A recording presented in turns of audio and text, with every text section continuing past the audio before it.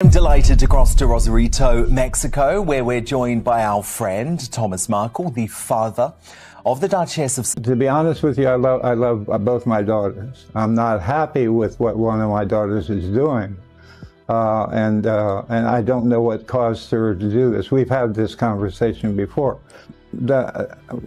She's telling lies. In his words, the Meghan the public fell in love with, the glowing actress who transformed into a duchess overnight, wasn't exactly the same woman the paperwork painted. And just like that, Thomas Markle opened a door he probably shouldn't have touched. What you're about to hear doesn't try to rewrite history, it tries to reveal the version that never made it to the spotlight. A version hidden between casting calls, royal protocols, and a past that doesn't sit neatly with the story the world was handed. Because somewhere between the Hollywood cameras and the palace gates, the details stopped matching. And according to Thomas, this is where the timeline cracks open. This isn't a theory. It's his revelation, one he believes could challenge everything people assumed about Meghan's rise, her past, and even the image polished by the royal machine. And it begins with the question he says no one ever dared to ask, Meghan's real age. Because if the documents and memories Thomas claims to have are even half right, the age the world celebrates every August might not be the age he remembers raising. Not 44. Not the number printed in glossy magazines.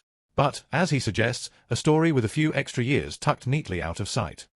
Samantha Markle has never told me a lie. Every single thing that she has said about either you or Meghan has checked out factually. And she is now suing Meghan. Let's rewind to the very beginning so the picture becomes clearer. When most fathers speak about their daughters, there's a softness in their tone. But when Thomas Markle speaks about Meghan, there's a weight there, like a man trying to set the record straight before the final chapter closes. He recalls a childhood wrapped in theatre rehearsals, fierce ambition, and a determination that never wavered. But as Meghan stepped into the spotlight, he began noticing pieces that felt off. The timeline she shared publicly, when she graduated, when she first chased acting, even the age she claimed during her early breaks, didn't line up with the version he remembered raising.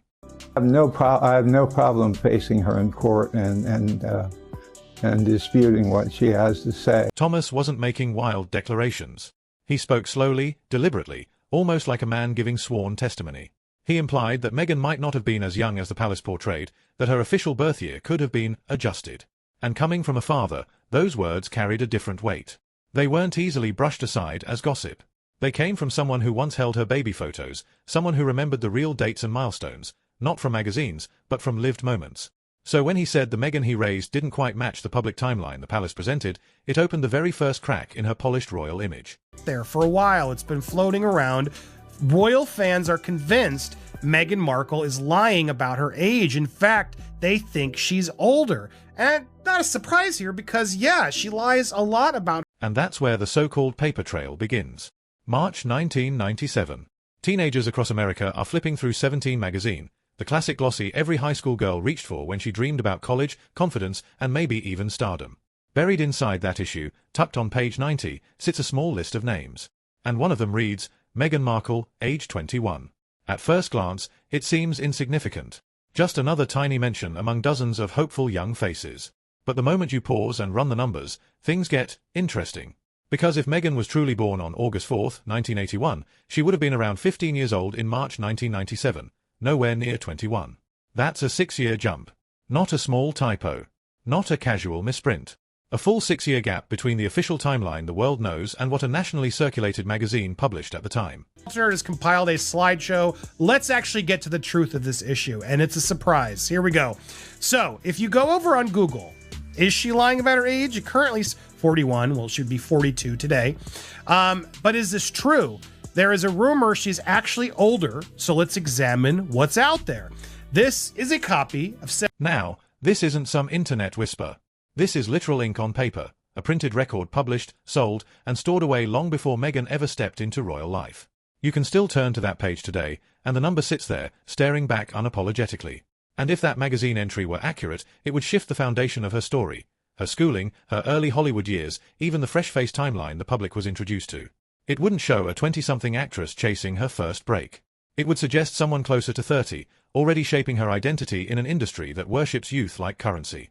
That's where the mystery deepens.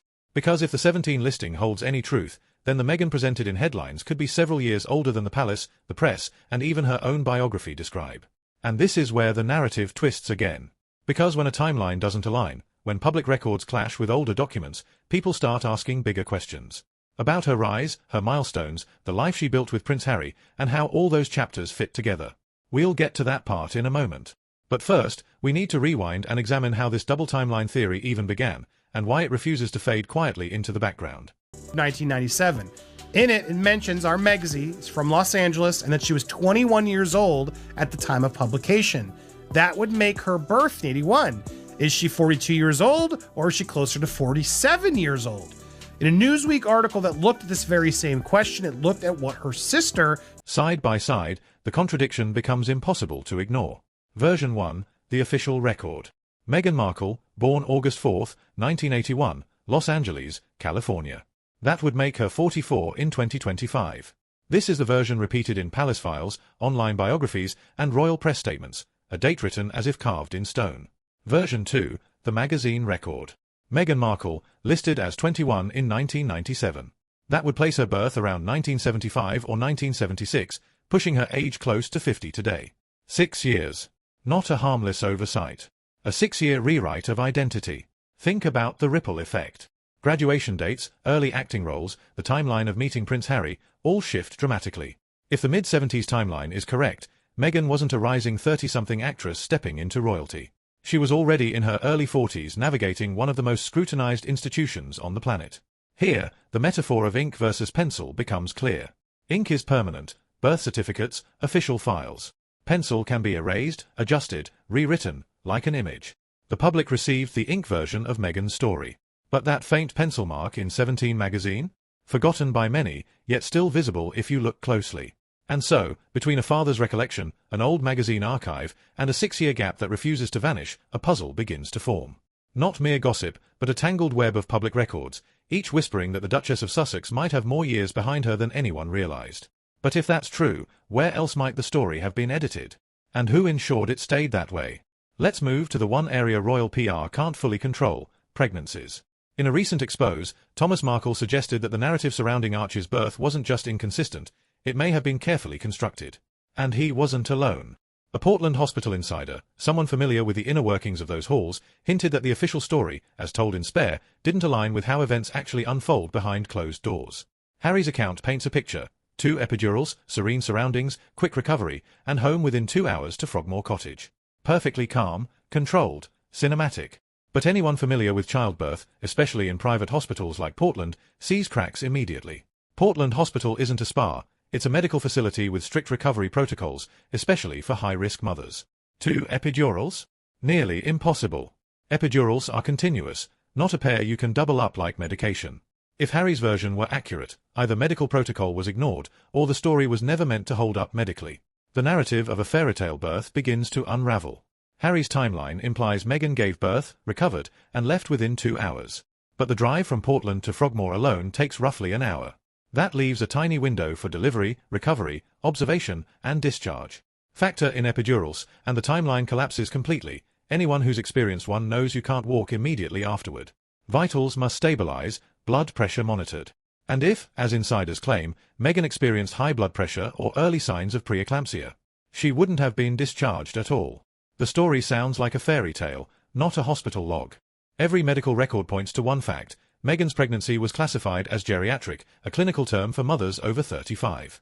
Not a judgment, but a risk category demanding closer monitoring and full-time supervision during labor. Yet Harry described birthing balls, water tubs, candles, and spa-like relaxation. For a high-risk birth, this scenario is implausible. Portland Hospital wouldn't have approved such an environment under strict obstetric supervision. Preeclampsia, a serious, high-risk complication, requires magnesium sulfate, blood pressure control, and constant monitoring. A 2-hour turnaround? Medically impossible. By now, a pattern emerges. Every version of Archie's birth, from epidurals to candles, secret elevators, and rapid homecoming, feels touched by theatre more than truth. Thomas Markle called it out as inconsistent. The hospital insider confirmed real-world impossibilities. Between them lies a silence the palace can't fill, louder than any denial. Perhaps the contradictions weren't accidental. Perhaps they were deliberate. A royal image demands precision and polish. Messy realities are erased. Archie's birth may not have been meant to be remembered as it happened, but as it needed to appear: flawless, magical, controlled. Beneath that polish beats something raw. A story that doesn't fit, a script that refuses to sink, a truth that won't stay buried. If the fairy tale timeline falters, perhaps it was never a fairy tale at all, but the kingdom's most ambitious rewrite, where birth, age, and image were drawn in pencil, waiting for someone bold enough to tilt the page toward the light. And now that light is here. Once you notice the lines beneath the ink, there's no unseeing them.